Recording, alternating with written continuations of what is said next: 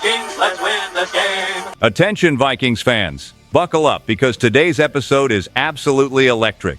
The Vikings are staring down the toughest stretch of the entire National Football League, and that's just the beginning. One of the team's defensive leaders spoke out about the infamous tush push used by the Philadelphia Eagles, and we've got breaking details on the trade talk that's suddenly back in the news, and it's shaking up the league, and it doesn't stop there. The quarterback situation is heating up, and there's a key return brewing in Minnesota. This is the kind of lineup any sports network would label as breaking news. You're not going to believe what we've got today. But before diving into all the details, real quick, make sure you're subscribed to the channel. It's totally free, doesn't cost a thing, and helps this purple community grow even more. Hit that like button too, because it tells YouTube to share this video with more Vikings fans out there, and drop a comment because this space belongs to every single member of Vikings Nation. Honestly, what's ahead is wild. The Vikings' schedule just turned into an absolute gauntlet, maybe the toughest in the entire league. Up to now, Minnesota had one of the easiest paths in the NFL, yet they sit at 3 wins and 2 losses. Now the warm-up is over. It's time for the real test.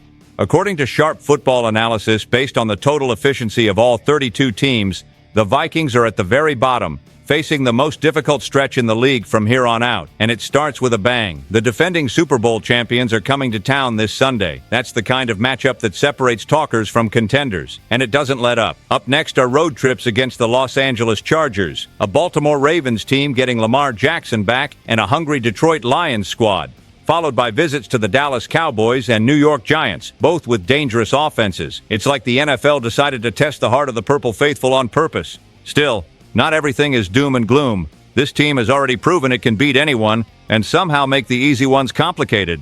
That's just the Vikings way. The real problem lies in the details. Turnovers, silly penalties, and bad decisions in clutch moments. Clean those up and this team can absolutely make a run. Think about it. 7 wins in the next 12 games would put Minnesota right in the playoff mix.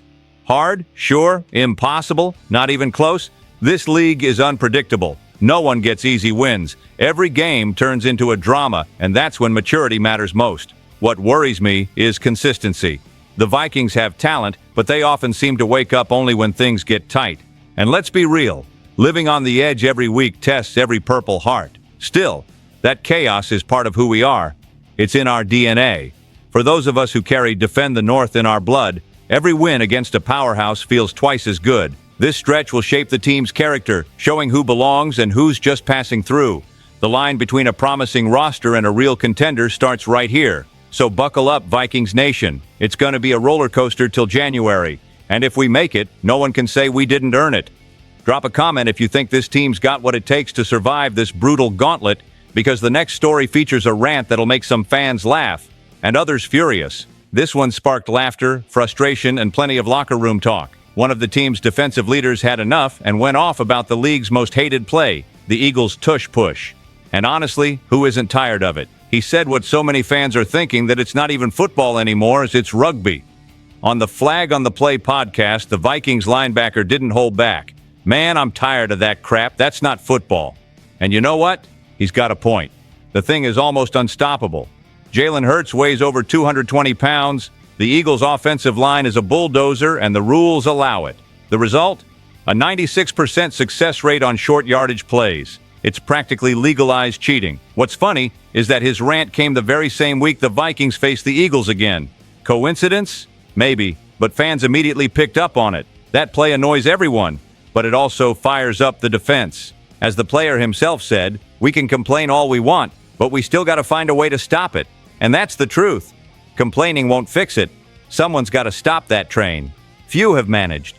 He even admitted that when teams do stop it, it's usually because the Eagles messed up, not because the defense beat them. His frustration perfectly sums up a locker room that knows what's coming but hasn't cracked the code yet. Personally, I love that kind of honesty. It shows passion. These guys care. That fire, that defiance, that's what lights up a team. And let's face it, a Vikings versus Eagles matchup is never boring. The question now is whether this defense can turn frustration into action. Sunday's the test, live and in color. If they stuff that tush push even once, the crowd will go nuts. That's the energy, tension, pride, and a bit of swagger. The Purple Faithful are ready to see some real fight on that field. And if the defense shows up, this play could ignite something bigger. Now hold on tight because the next topic shifts gears but stays just as hot. a draft story has resurfaced, and it's a big one.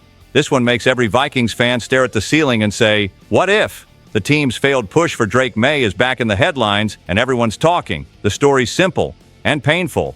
Minnesota tried to trade up in the 2024 draft to grab May, sending a massive offer to the New England Patriots, only to hear a firm no. 3 first-round picks, number 11, number 23, and next year's first, plus some day 3 swaps favoring the Vikings. It was a king's ransom, but the Patriots stood their ground, betting everything on May, and now it's clear why. The kid's playing like a seasoned pro, lighting it up in New England and putting the Patriots back on the map. Meanwhile, in Minnesota, that almost still stings. But to be fair, you can't blame the front office. Kevin O'Connell, Kwesi Adolfo-Mensah, and company went all in for a generational talent. The other side just wouldn't budge. Simple as that. The irony? Time has proven New England right, but it's also shown that Minnesota didn't come away empty-handed. J.J. McCarthy's still a work in progress, but maybe someday the comparison won't even matter. Still, fans can't help but wonder that what could have been lingers.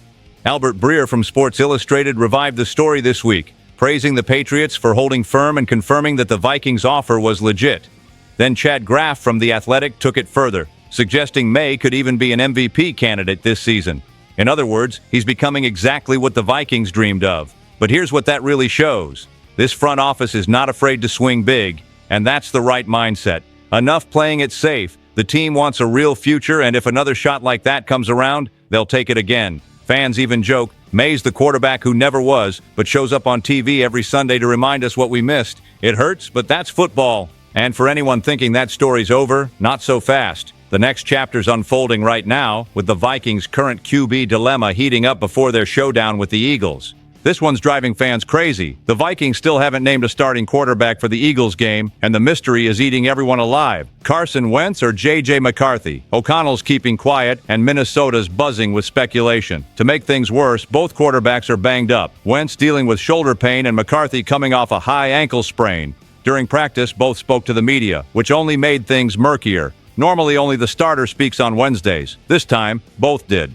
Coincidence? Not even close. O'Connell's playing mind games with the Eagles, keeping them guessing till kickoff. The real concern is health. Wentz stabilized the offense when he stepped in, winning 2 of 3 games and calming things down. But let's be honest, he's not the future. He's a stopgap, a temporary patch. McCarthy's the opposite. All potential, little experience. And that's what divides the fan base. Some want to win now, others want to think long-term, and the truth? Both sides are right. This roster can compete, but it also needs development. With a brutal schedule ahead, timing is everything. Meanwhile, offensive coordinator Wes Phillips praised rookie Max Brosmer, the only one fully healthy, saying the kid's always prepared and knows the playbook inside out.